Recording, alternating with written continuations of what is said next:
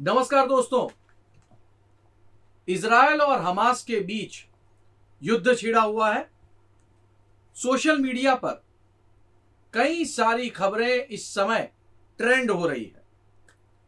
खासतौर पर भारतीय राजनीति में जब से इजरायल और फिलिस्तीन का युद्ध ये अलग अलग पार्टियों के बीच में विवाद का मुद्दा बना है, तब से आधे अधूरे ज्ञान वाले पंडित ट्विटर पर, फेसबुक पर इजरायल के अस्तित्व, पैलेस्टाइन का वजूद, पूरे के पूरे मिडिल ईस्ट, इसकी जियोलॉजी, इस बारे में मनगढ़ंत पोस्ट बनाकर डाल रहे हैं।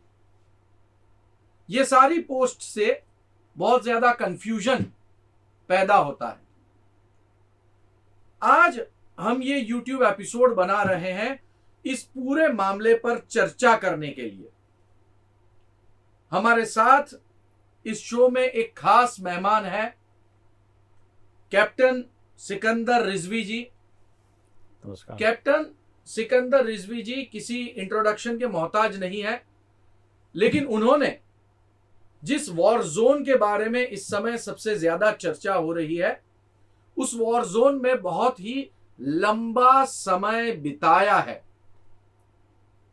उसकी पूरी की पूरी टोपोलॉजी, जियोलॉजी, हिस्ट्री, इस पूरे बारे में उनका एक अच्छा अभ्यास है। तो हमने सोचा क्यों ना आज कैप्टन साहब से बात की जाए, सिकंदर रिजवी साहब से, और जरा जान लिया जाए कि आखिर ये जो इजरायल नाम का कंट्री बना है, ये वैध है, अवैध है, वो जमीन मूलभूत रूप से किसकी है। एक जमाने में सिकंदर साहब ये कहा जाता था कि इजरायल का जो शेप है वो एक खंजर की तरह है, और ये आर्ग्यूमेंट की जाती थी कि ये अरब वर्ल्ड की पीठ में भौंका गया एक छुरा है जो अमेरिका ने भौंका है। अब जब मैं ट्विटर पर देखता हूं तो कई सारे, जिनको मुंबई कहाँ है, लखनऊ कहाँ है, लखनऊ का नाम लखनऊ क्यों है, मुंबई का नाम मुंबई क्यों है, ये पता नहीं है, लेकिन वो ये पक्का लिख लेते हैं अपने सोशल मीडिया पे कि इजरायल जो है वो जमीन हथिया के एक देश बना हुआ है। कोई यहां की बात करता है, कोई वहां की बात करता है। आपके पास जो नॉलेज है वो आज हम हमारे दर्शकों के साथ साझा करना चाहते हैं। हमें ये बताइए, इजरायल कंट्री ये तो नया नया बना है, लेकिन उस पूरे एरिया का हिस्ट्री क्या है? देखिए, पीछे जाइएगा 4000 साल पहले, जब कहते हैं 4 किताबें, आसमानी किताबें, पाक किताबें आईं, जिसमें एक ज़बूर थी, पहली किताब, जो विलीन हो गई, वो चली गई वापस। और उसके बाद तौरा आई, जिसको तौरेब भी कहते हैं, जिसको ज्यूइश लोग पढ़ते हैं, उन पर धर्म उसी पर चलता है उनका। उसके बाद इंजील है, जो क्रिश्चियन लोग पढ़ते हैं। और फिर कुरान कंप्लीट हुआ मोहम्मद साहब सल्लल्लाहु अलैहि वसल्लम के बाद।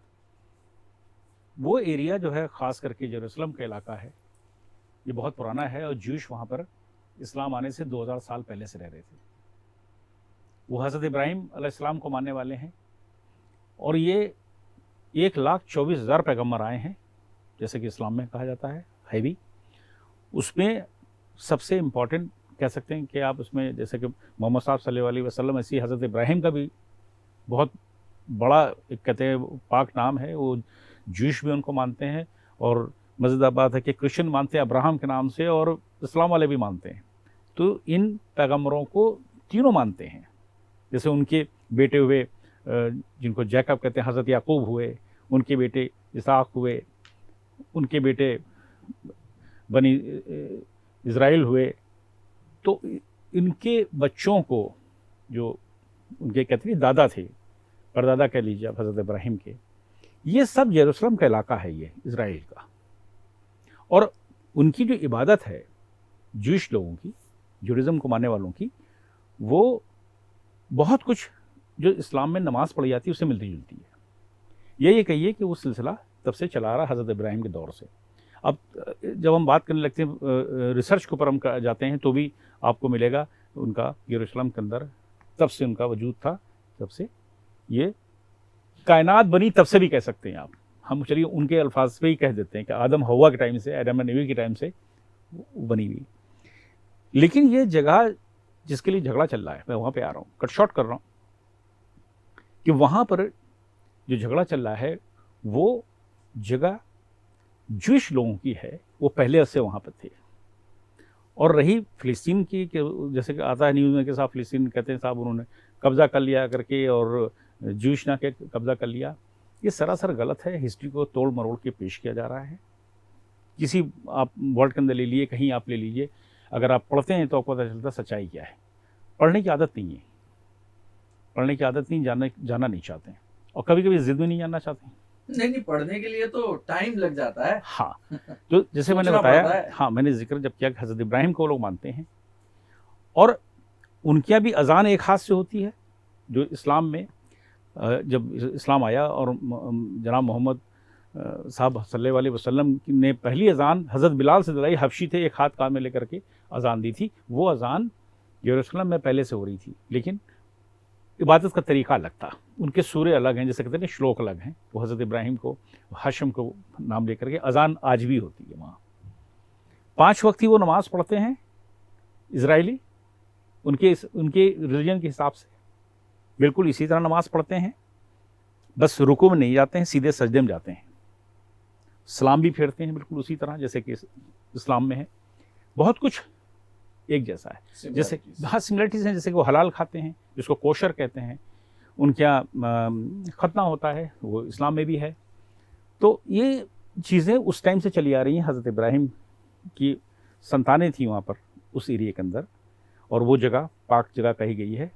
वहाँ पर जैसे कि अल-कुद्स कहते हैं मस्जिद, इसलिए झगड़ा भी चल रहा है इसमें। काफ़ी अरब वर्ल्ड चाहता कि हमको वो जगह पूरी तौर पर मिल जाए। हालांकि 70% जो है फ़िलिस्तीनियों का उस पर कब्ज़ा है।